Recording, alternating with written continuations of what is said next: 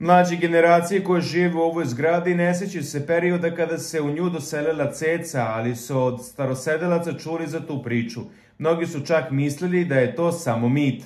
Davne 93. godine iza sebi imala objavljenih 5 albuma, a balkanska zvezda Svetlana Ceca Ražnatović nekoliko meseci živela je kod prijateljice u jednom stanaru na Vračaru.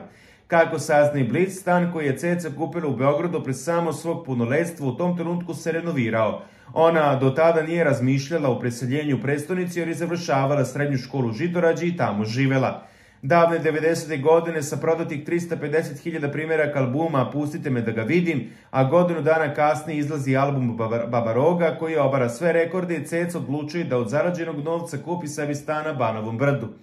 93. godine dolazi na ideju da se preseli u Beograd pošto je završila srednju školu i započinje saradnju sa Marinom Tucaković i Aleksandrom Radulovićem Futom.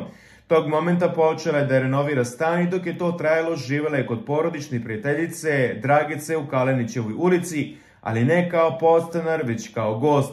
Faktičko, to je bio prvi put i prvi stan u kome je Ceca boravila dok je već uveliko bila zvezda na prostoru čitavog Balkana. Na 4. spratu na ovoj adresi dalje stan u kojem je Ceca provela prve dane u Beogradu.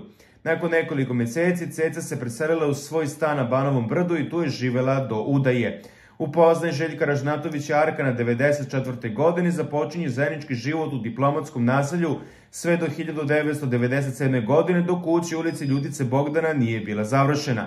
Kada su domaći mediji posetili stambenu zgradu u srcu Vračara, saznali su da se komšiji i dalje sećaju kada je tako mlada zvezda živela u ovoj višespratnici. Jao, dobro ste me podsjetili, uvek se svima nama ljubazno javljala i pozdravljala, a bila je prelepa, kao anđeo, kaže jedna starija gospođa iz Kalenićeve ulice koja je bila Cecina komšinica. Mlađe generacije koji žive u ovoj zgradi ne sećaju se perioda kada se u nju doselila Ceca, ali su od starosedelaca čuli za tu priču. Mnogi su čak mislili da je to samo mit.